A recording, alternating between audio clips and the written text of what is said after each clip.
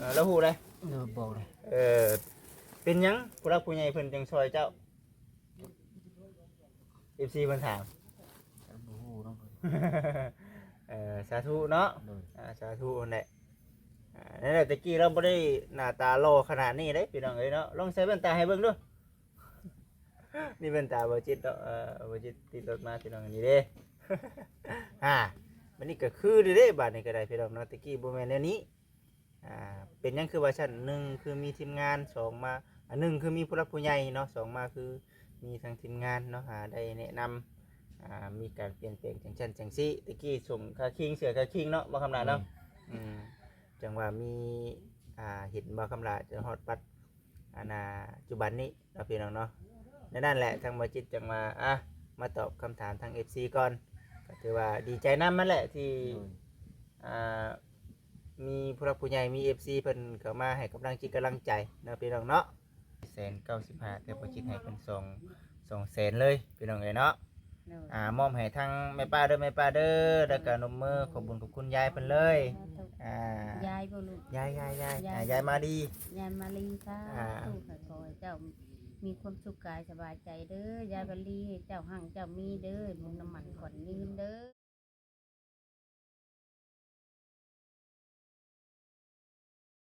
พี่น้องเอ้ยเย็นจ้อยเนาะบ้านนี้ก็ได้นั่งอยู่โฮม ลมลวงพี่น้องเอ้ยเนาะบางคนเพิ่นก็หากระดำหน้าบางคนเพิ่นก็เลี้ยวไปนำก็มีเนาะเขาเป็นบ่าวเป็นสาวไปแล้วก็มีพี่น้องเอ้ยบางคนยังเป็นก้าอยู่บางคนก็ได้เอาดีใจน้ำผู้ที่ว่านำหน้าแล้วเนาะแล้วก็เป็นกำลังใจให้กับผู้ที่ว่ากำลังดำเนาะก็ถือว่าช่วงนี้ก็อยากแดดๆอยู่ได้พี่น้องเอ้ยช่วงนี้ก็ได้เอาซะเด้อพี่น้องเด้อเนาะมื้อนี้ทางบ่จิตเองเนาะกับทักทายสบายดีพ่อแม่พี่น้อง FC ทุกท่านทั้งฝั่งลาวฝั่งไทยทั้งต่างประเทศมื้อนี้เนาะพี่น้องเนาะทางบ่จิตก็ถือว่าได้เข้ามาอยู่ที่เฮือนบ่าวคำด่าเนาะตอนนี้ทางสร้างกำลังเอากีดินเนาะเอาเข้าไปใส่ห้องน้ำอยู่เนาะพี่น้องเนาะกำลังเฮ็ดหลังจากว่าเอาท่อลงตั้งเสาขึ้นเนาะแล้วก็มุงหลังคาก็ถือว่าสำเร็จเสร็จสิ้นบัดที่นี่นะคือเพิ่นสิได้เทพื้นไว้เนาะพี่น้องเนาะเทพื้นไว้มื้ออื่นพุ่นแหละคือสิได้ก่อเนาะพี่น้องเนาะก่อขึ้นก็อีกประมาณจัก 2-3 มื้อเนาะพี่น้องเนาะก็จะได้เห็นบอลและพี่น้องเอ้ยเพราะว่าเครื่องกรองนี่คือสำเร็จเสร็จสิ้นชื่อมาเบิดแล้วเนาะบาดที่นี่น่ะทั้งบ่จิตก็สิมาตอบคำถามทั้งพ่อแม่พี่น้อง FC ผู้ที่ว่าเพิ่นก็มาติดตามใหม่ๆเนาะทั้งบ้านแดงทั้งบ้านผ้านำส่วนมากก็ทั้งบ้านผ้าเนี่ยที่ว่าทั้งเพิ่นยังบ่ฮู้เนาะก็บางท่านเพิ่นก็ฮู้นำนะบ่ได้ก็คือผู้ที่เพิ่นเข้ามาติดตามใหม่เพิ่นก็ยังบ่ทันได้ฮู้ก็เป็นเนาะเพิ่นก็มาเบิ่งบ่าเป็นหยังเนาะคือว่าเป็นหยังต้องซอยบ่าวคำลาเนาะพี่น้องเนาะทำไมต้องช่วยบ่าวคำลาเนาะอันนี้ก็บ่จิตสิมาตอบเป็นคลิปเลยเด้อพี่น้องเด้อก็คือพ่อแม่พี่น้อง FC เห็นแหละบางท่านเพิ่นฮู้เพิ่นก็คอมเมนต์ตอบนำแทนเนาะบางท่านเพิ่นก็ว่าโอ้เป็นผู้ชายเนาะแข็งแรงเป็นหยังคือต้องมาชดช่วยเรานั่นนี่เนาะพี่น้องเนาะก็สาธุเนาะพี่น้องเนาะเราแข็งแรงก็ถือว่า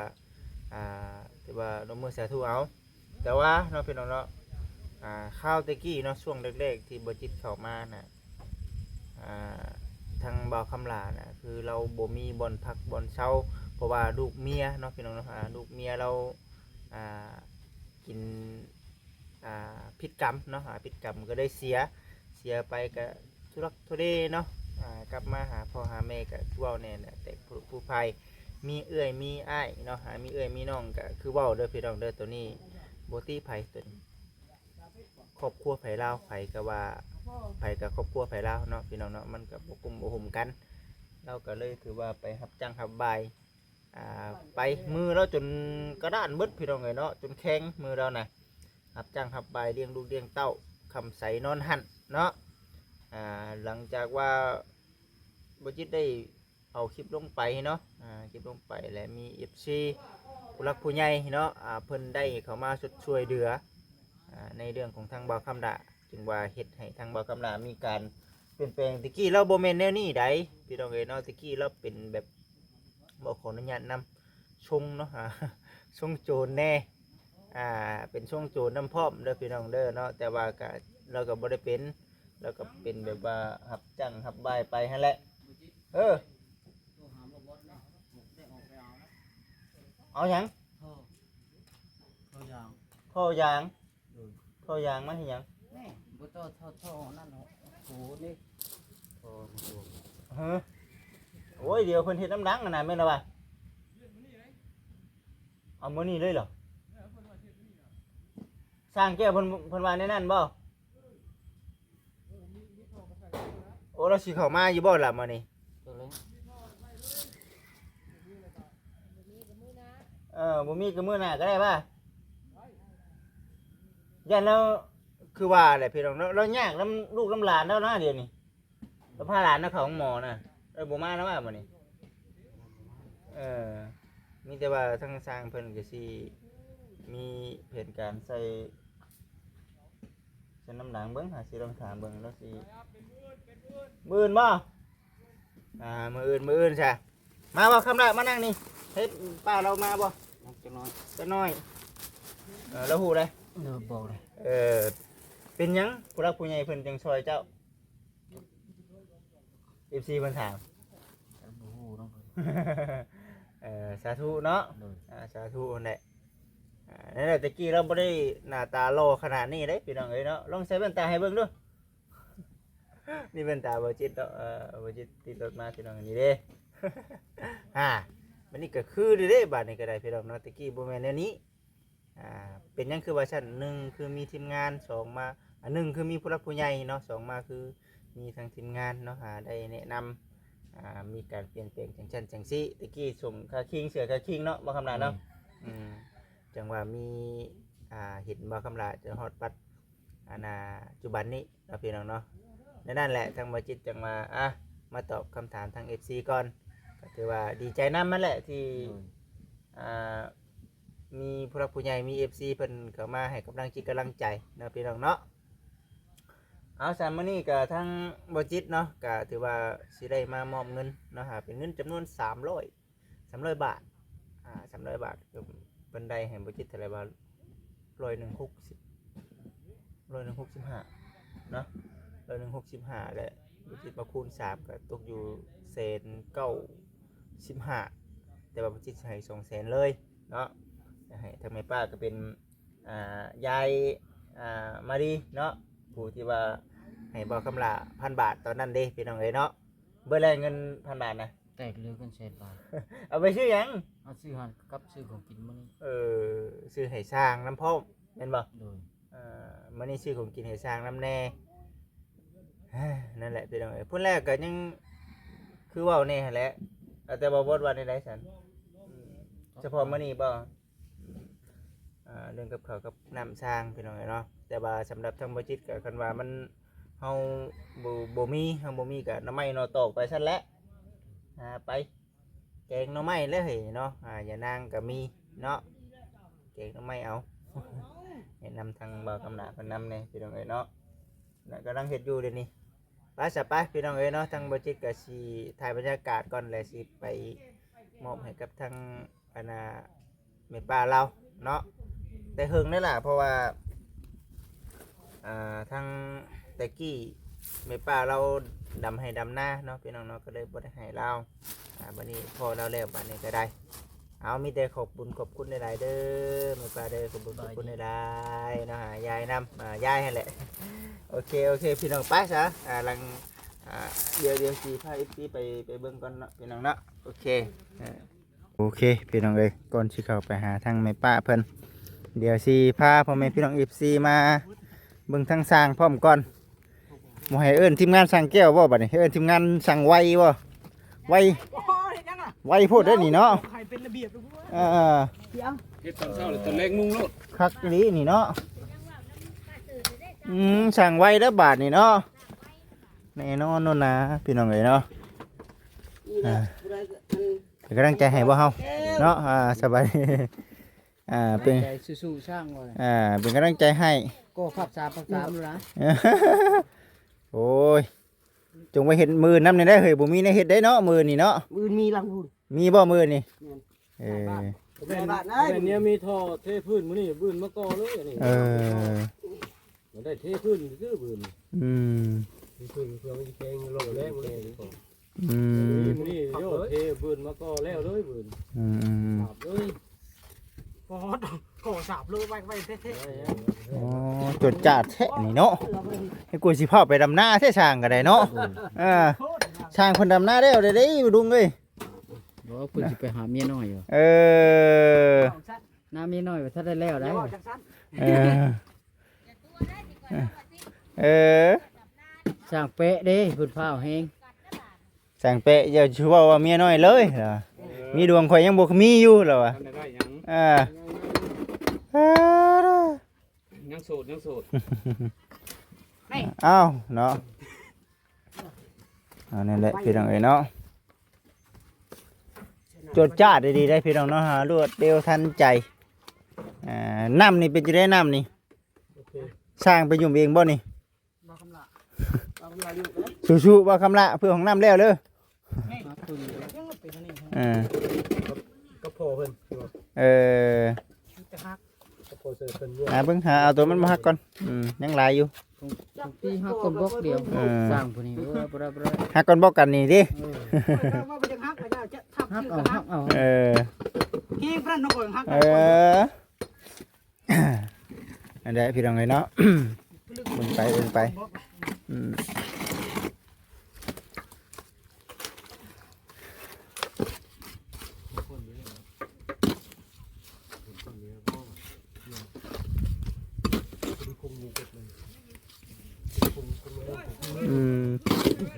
เฮ้อโอ้ให้ข่อยใส่น้ำแหน่แล้วว่ะเนาะ ไปของแอบ่ว้ายเซเว่นตากแดดได้สมัยนี้ เออ เหยียบน้ำได้โอ้ กำลังสั่งเนื้อสั่งตู้บ่ เออโอ้กำลังพี่น้องเอ้ยเนาะ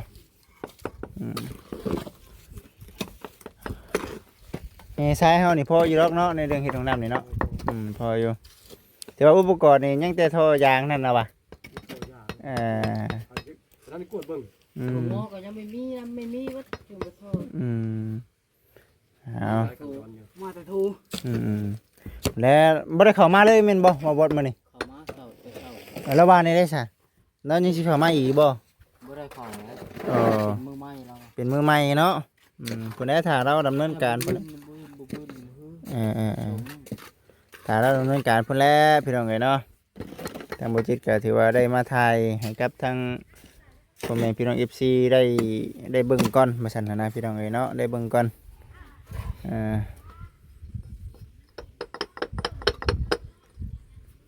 เงียบแท้มื้อนี้เนาะหมู่ก็เมื่อปะบ่จิตไปเลยหมู่ก็ได้บ่จิตมารัง นั่นแหละจังหวะ น้องสลายเงี้ยเลยเนาะ น้องชราก็เมื่อป้าเลยเอ้าตะกี้ว่าอยู่สองคนเท่านี้แล้วว่าใช่ ตาแดด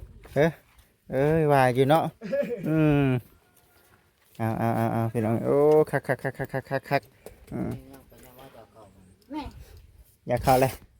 เดี๋ยวเขา เฮ้ ใช้ ย เข้าน้ำบ่ น้ำใน อยากเข้าห้องน้ำบ่พูดได้ แล้วว่าต้มเป็ดยังผมมือต้มอยู่ จักน้อย แล้วห้องน้ำนี่สลองยังเฮ้ย บ่ได้ทำข้าสั่งเป็ดให้ลูกกินเป็ดจะกินเป็ด เสราคาปิขาสร้างเป๊ะปิวันนี้สร้างเป๊ะจากมือแต่มือนี้ มื้อนี้ก็มื้ออื่นมาใหม่ยัง เนาะมือมาต่ออีกเนาะทางเป็นเนาะยันได้ต่อเฮือนอีก ห้องน้ำแล้วพี่น้องเนาะสุขดีได้ ไว้ได้ผู้สร้างผู้มีเฮ็ดไว้ได้ ทั้ง แต่ต้องสุขดีได้ ข่าวดีบ่เพิ่นน่ะ ดีแน่ โอ้เรื่องหยัง ก่อตลาดเงิน อ้าวห่วยมันก็ทำถึงเลขพูดแล้วนี่เนาะ เจ้าเยี่ยมยาลิ้นทุกคนเด้อจังมือเด้อ คันว่าได้แล้วนี่เพิ่นว่าจะพากันไปเฮ็ดหรือว่าจังได ว่ามื้ออื่นไม่ได้ ทีมงานกันเฮ็ด แยกทีมบ่เดี๋ยวนี้เอาละแบ่งโมเมนต์แยกเนาะ แบ่งทีม สิมาเทพื้นแล้วก็ไปพุ่น เทพื้นไปพุ่นก่อน ให้พื้นแห้งก่อนอยู่ ว่า บ่พอ พี่ผัดมันบ่มีงานหลายอย่างนี้น่าจะได้ไปเทแต่พื้น เทพื้นก่อนเนาะอันใดไปก่อนกับเอาตัวนั้นก่อนเนาะ แล่นหันเล่นนี่แล้ว ดีเลยก็ฟื้นกินเป็ดอยู่ฟื้น ว่าแล้วอยู่นี่ก็ตัวนึงอยู่พุ่นก็ตัวนึง เอาพี่น้องเอ้ย ผู้ช่อง เบิ่งเสียเบิ่งไปหาแม่ป้าเพิ่นก่อนเด้อเสียเด้อเบิ่งเสียพี่น้องเด้อเนาะโอ้สิแล้วมื้อนี้แน่นอนพี่น้องเอ้ยเนาะเรื่องของน้ำของในเพิ่นนี่เฮ้ยแม่ป้าคือหยังมาทางนี้คือถือกระปุกหยังกระปุกกระหมากบ่โอ้ยเนาะเพิ่นโดนคนอื่นน่ะก็เจ้าห่อกระปุกกับข้าวกับน้ำตัวเองห่อกระปุกข้าวหมากเนาะ พวกกระหมาก ได้ห่อกระปุกข้าวหมากก็ดีใจ ดีใจ ป้าหอดขาจ้ะป้าสบายดีอยู่ดีมีแห้งพี่น้องเอ้ย แห้ง กินจักบ่ เจ้ย เปลี่ยนเมตตา เปลี่ยนเป็นตาเบิ่งก่อนเอ้ยเนาะเปลี่ยนมันก็รอด้วยแล้วของบ่จิตทั้งสองอันเลยพี่น้องเอ้ยเนาะเจ้าจะได้บ่ได้ก็เอาแม่ตัวใดนี่ตัวนี้ตัวนั้นก็ได้ตัวเจ้าถือหันก็ได้ได้แล้ว แมนนั่นแหละพี่น้องเอ้ยแล้วคักแล้วนะ เมนูเหลวคัก ล้างมือนี่เลย วันนี้ เมื่อวานนี่เนาะ แม่น เมื่อวานนี่แล้ว วันนี้ก็เหลวเอาฮุบกัดลูกไถมาเลยแม่ ไปตุกเข่ากินข้าวมันก็อยากเขา เขาว่ามืออื่นจังมาเอาอ่ะ อืม บ่ได้อะมันไก่นะขึ้นฮอดกลางแม่นั่นก้มมาตอนแรงก็ดีขึ้นฮอดรถบัดลูกตังลูกก้าแน่บัดนี่แหละมากินข้าวกินน้ำแล้วแม่อาบน้ำอาบน้ำแล้วแม่กลับไปอีกกลับไปลูกก้าอีก แบบว่าไปมาเนาะ แม่น อืม 12โมงแล้วแม่มาของแม่ขึ้นฮอดรถอยู่ แล้วว่าสิไปเยี่ยมไปยามอยู่ให้อยู่หน้าบอลทีนี่เฮากับมันบ่ค่อยได้พ่อเนาะ แม่น แม่มีแต่ถ้าเราแล้วพุ่นแหละว่าซั่นพี่น้อง ถ้า เอ้ย ลูกไปกับทางนะลูกเอ้ย ทาง ตื่นแม่นทางแดงเด็กข้าเจ้าเที่ยวเลยบอกข้าเจ้าไปบ้านแล้วไปโจดรถแล้วก็ย่างไปหาแม่ก็ไปไกลเลย บ่ได้ไกลบ่ บ่เหนือบ้านนี่นะแม่บ่ได้แม่นโฮดบ้านบ้านอ้าได้เหนือบ้านนี่ได้ ไปทางใหญ่ก็ได้อยู่ แม่นรถนี่ไปรถข้าเจ้าไปนี่ก็ได้นี่กว่าทางมาเข้าบ้านแม่เข้าหน้าแม่อีก พุ่นแล้วบัดนี้เนาะได้อันเกี่ยวข้าวเกี่ยวน้ำพุ่นได้จะไปอีกแม่นบ่ แม่น อืม แต่หน้านั่นแต่มันน้อยสาวหาให้หากแต่สาวหาให้มันใหญ่ลูก เอ สาว อ หาใหญ่มัน ให ให ญ่ ญ่ ก็ใหญ่ก็แล้วเด้เนาะพี่น้องเนาะใหญ่ก็จนแล้วเด้ แล้ว เออ ที่แต่น้อยแม่นะ เออ แม่ไปคาดได้เห็นนาว่าสิได้เขาว่าซื่อๆได้ ดีแล้วเนาะนั่นแหละเนาะก็ถือว่ามี ก่อนก็ขึ้นโหดพระเจ้า สิฮอดอยู่บ่ แม่น เออ เว้ยแต่ว่าจังหวัดใดเลยบัดนี้ลูกชายว่าเพิ่นมาหาเจ้าได้แม่เอ้ยบอกอ้ายในลูกเอ้ยแม่ขึ้นดำนาตรงนั้น เออ เขาบาเซนมาหากันยังบ่แล้วบ่เวียงมาขึ้นมาก็บ่ยังบ่แล้ว มันแล้วมันสวยแล้วก็สบายบัดนี้พี่น้องเอ้ย บาดลูกเลยได้เจ้านี่คำลาว่าแม่เอ้ยเจ้ายังคาเวียกใบคาอะไรลูกเอ้ยแม่ว่าสินอนพักผ่อนเด้อไปพักผ่อนอยู่พุ่นได้หนึ่งเข่าได้มันน้อยบาท เออเนาะเฮ็ดอยู่เฮ็ดกินชูช้างว่าซั่นนะแล้วว่าซั่นนะ มีแต่เจ้าได้แม่ เอ มา อ ไปมันน่ะแม่สิไปดอกลูกเอ้ยบาดแม่เวียกเลยมันยากตามเบิ่งงัวเบิ่งควายพร้อมแม่ว่า นั่นแหละไปก็พุ่นแล้วมื้อนี้น่ะมีทั้งอันน่ะยายเนาะยายมาดีผู้ที่ว่าฝากเงินมาให้เบาคำละ1,000ตอนนั้นแหละ เลย บัดนี้น่ะเป็นมีแบ่งให้เบาคำละ1,000แล้วก็ให้ทั้งอันน่ะแม่ป้านี่300 บาทเนาะ เลย ก็เลยอันน่ะสิมามอบให้เนาะก็ถือว่าทั้งอันน่ะยายเพิ่นก็ฝากมาเกี่ยวค่าน้ำมันบ่จิตน้ำแน่ เลย น้องบ่จิตก็ถือว่าได้ใช้ไปแล้วบัดนี้ แม่นลูกเอ้ย ยังเหลือแต่ของทั้งแม่บ้านเราบัดนี้ก็ได้เก็บไว้ให้อยู่เพิ่งบ่ได้สิดำหน้าแล้วนี่ใช้เบิดได้นี่ว่ะ ใช้เบิดปะซะดอกว่าหั่นนะพี่น้องเอ้ยเนาะ ขึ้นดำนาบ่แล้วเด้ ดำหน้าบ่แล้วสะพี่น้องเอ้ยเนาะ ถ้าเจ้าก็ได้น้ำมูกน้ำมันเนี่ยเพิ่นนั่นแหละ พอดี เจ้ากับผู้เต้นผู้เล่นลูกเอ้ย พอดีเป็นเงินเป็น200,000เนาะ300บาทก็ 195,000เนาะเพราะว่าเขาเจ้าได้ให้บ่จิต65,000เนาะต่อร้อยหนึงเนาะ โดย คูณ3พอดี195,000แต่บ่จิตให้เพิ่น200,000เลยพี่น้องเอ้ยเนาะ โดย มอบให้ทั้งแม่ป้าเด้อแล้วก็นมมือขอบคุญขอบคุณยายเพิ่นเลยยายบ่ลูก ยายมาดี ยายมาลีค่ะ อ่า ลูกขอให้เจ้ามีความสุขกายสบายใจเด้อยายบาลีให้เจ้าหั่งเจ้ามีเด้อมุงน้ำมันก่อนยืนเด้อตอนนี้โตไปความเจ็บเจ้าจะได้ความไข่เจ้าจะมีเด้อยายเอ้ยเป็นพ่อเป็นแม่ลูกตลอดไปเด้อ สาธุเอาอายุมันคนยืนยายเอ้ยเนาะ ยืนลอย เก็บไว้ชื่อหยังสำคัญน้ำหมาก ผู้เนาะ แม่อยากตอบเนี่ยนี่เลยลูกเอ้ยชื่อหมากชื่อผู้ลูกเอ้ย บ่ตีแล้วพี่น้องเนาะ เขี้ยวใส่หูปากแม่ลูกเอ้ยว่าสิสะไป บ่ได้เคี่ยวหมากเนาะ แม่น่ะเขี้ยวหมาของเขี้ยวอะเขี้ยวครบเบิด ยากับยาปุ๊บยา ขออนุญาตเด้อปะ แม่น นี่พี่น้องเนาะFC หรือว่าพี่น้องทั้งฝั่งไทยเนาะเพิ่นผู้เพิ่นเคยเห็นตะกี้ก็เห็นเท่าแม่หรือว่าทั้งแม่ย่าไม่ทงไม่เท่าเพิ่นเคี่ยวอยู่ แม่นแม่น ก็บ่เคี่ยวบ่ได้บ่หรือว่าจังได๋ บ่ได้ได้ลูกเอ้ยเบ็ดถ้าเจ้ากินข้าวแล้วบ่ได้กินน้ำ อันนี้ได้ มันบ่แล้วบ่ทั่วกระจิกกระจอยคันแม่ไปตึกกระดุ้งแม่ลืมอันนี้แหละแม่ลืมบ่ได้คันแม่ลืมข้าวแม่ไปเลยแต่ถ้าแม่กลับมาคำว่าได้ขมากอันนี้แล้วแม่ก็คำบ่ได้หมากนี่กับแม่กับป้าก็บ่แล้วได้ ส่วนมากเคี่ยวสิมักเคี่ยวอยู่ในช่วงใด ฮะ ช่วงใดเคี่ยวนี่ ขมากนี่ แม่ เคี่ยวตลอด24ชั่วโมง นั่งอยู่กับเคี่ยวดิ แม่แม่หากระคายพวกนั้นมานี่กลับมาแม่อยากกินแม่ก็ไปหาแล้วกลับมานี่เปลือกเมือก สิเสียดบ่มา เปลือกเมือก เบิกเมือกบ่แม่นสิเสี แม่ ยดหรอ บ่เปลือกเมือกนี่ป้าบ่เคี่ยวป้าปวดแขวเลย อันนี้ขออนุญาตว่ามันยัง แมงคูนนี่ แกนคูน แม่นแกนคูน เป็นคูนแหละ แล้วก็มาเบิ่งเอาไปให้หมากน่ะกินนี่ต้องก็บ่มีแกนคูนได้ใช่ นี่ก็เคี่ยว มันก็ บ่ บ่ได้ ได้บ่ได้ เอาเลยเฮ้ยเบิ่งนี่พี่น้องเนาะ ผู้ก็ขอหมู่ลูกเอ้ยคำเฮาไปชื่อแล้วก็คำแม่ป้าไปชื่อเขาสิให้อันงาม เบิ่งครับ คำแม่ป้าไปขอแล้วเขาเจ้าให้ไปที่ว่าความชื่อแล้วม 1 2 3 4 แม่น 4ได้ได้นี่ ที่ แต่ก็มันมียาบ่ มีเนี่ย ยานี่ก็เอาแม่นบ่ ยานี่กับยาปุ๊ก ยาปลุกนี่ ไปชื่อหมู่เนี่ยบ่ใจลูกหลาน เออ หมู่เที่ยว คำบ่มีอันนี้นั่นบ่ได้เนาะ บ่ได้ บ่ได้ได้พี่น้อง บ่ได้เที่ยวก็บ่ได้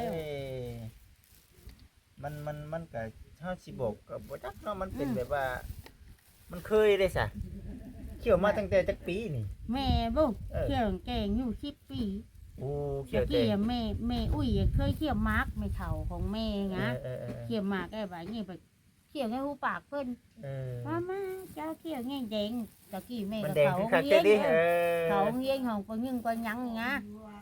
แม่ไปเฮียนของป5ของปแม่เฮียนของป3ป5ได้หลังจากออกป5ป3แม่ก็ไม่ฮอดป5บ่ายนี้ก็แม่ก็ใช้หัวกินนี้ไป เขี่ยวบ่ แม่หมูผมอยากเฮียนใช้เยอะก็เยอะแล้ว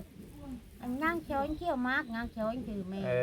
นั่งช้อนเนี่ยเขี้ยวมากกว่าไว้ไงครูเพิ่นจบเพิ่นปิดครูมาให้อยู่เลยแล้วครูบ้านเป็นงามนะเพิ่นบ่ให้ เพิ่นบ่ให้เนาะ แม่แกหมูนักเฮียนเยอะยกให้ไงครูให้แม่แต่เพิ่นบ่ให้เพิ่นปิดครูเหลืองมาให้ แต่ว่าสิให้เฮาบ่ให้ได้เนาะบ่ตีแลพี่น้องเนาะ แง่ผู้ยังเพิ่นแบบเพิ่นกูสิไปยกให้ไงครูให้มันว่าเนาะนะกูมันบ่ดีกับเฮางานนักเฮียนแกแม่ไปอย่างเงี้ยครูสายพ่อยบ้านปัญญามแกบ้านปัญญามไงครูหลายอีชุดเลยอยู่เลยพระเจ้าเคยเขาปัญญาม บ้านปานาม ปัญญาม เคย บ้านกง อยู่ ตะกี้มันครูที่หลายแม่เพิ่นเอามาให้โอ้ยชงมือจะชงหูชงมือจะชงหูแม่เพิ่นบอกว่างานช้อยน่ะบ่อื้อนี่เจ้าแกล้งเอาขมากแม่อุ้ยเจ้ามาจูอ้ายเที่ยวเด้อว่ะ เพิ่นก็คือกันเด้ บักเอ้ยเว้ยยอมเขาเอายอม เฮ็ดยังไงเพิ่นก็บ่ให้ เออสับพี่น้องเอ้ยคือสิประมาณนี้แหละเพิ่นได้เสด็จแม่ป้าเดี๋ยวสิไปเบิ่งช่างเพิ่นเฮ็ดเวียกก่อนเด้อ เจ้าก็ให้บุญใหม่ แม่น คน แม่น นี้ แม่นแม่น เด้ ดี อ ใจน้ำป้าดีใจน้ำเด้อ ผัวเกียเมียเกียเด้อปลาเอ้ยเจ้าก็ผู้ให้ได้ให้ทำก็ให้มีอยู่ดีมีแฮงมีความสุขกายสบายใจเบียดจะพายมาอย่าให้พระเจ้าลูกเด้ โด อย โดยอ้าวขอบคุณขอบใจทั้งคณะยายหลายๆเด้อยายเด้อเนาะไปแม่นสาธุพี่น้องเอ้ยเนาะทางบ่จิตก็เดี๋ยวสิพาพ่อแม่พี่น้อง FC ไปเบิ่งในเรื่องของทางสร้างเนาะพี่น้องเนาะในเรื่องของทางสร้างเพิ่นก็ถือว่าเฮ็ดและพี่น้องเนาะกำลังเฮ็ดอยู่ปัจจุบันนี้ก็ได้โอ้ก็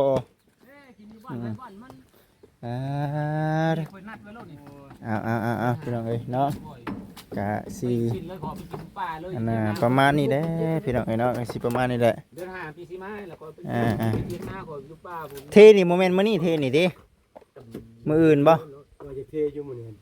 จังหวะนี่อะไร แล้วแต่ได้แนวใดก็ได้เด้เนาะเออแนวใดก็ได้แนวใดก็ได้เอาแล้วคนบริทุกน้ำไผ่เจ้าแล้วทุกเจ้าที่ว่าบริทุกน้ำไผ่เจ้าเดียวเลย ปุ๊บแม่ เอาเบิ่งไปพี่น้องเอ้ยเนาะโอ้มันขั้นตอนนี้เนาะพี่น้องเด้อคือสิประมาณนี้แหละพี่น้องเอ้ยเอาก่อนอื่นก็ขอขอบคุญขอบคุณหลายๆทั้งยายเด้อยายเด้อเนาะมอบหมายงานให้กับทางบ่จิตเป็นสะพานบุญให้ยายเอ้ยก็ขอให้ยายอยู่ดีมีแรงเด้อยายเด้อเนาะปราศจากโรคภัยไข้เจ็บทุกประการได้อยายเอ้ยเนาะสำหรับคลิปนี้ขอกล่าวคำว่าสบายดีพ่อแม่พี่น้อง FC ทุกท่านเด้อพี่น้องเด้อ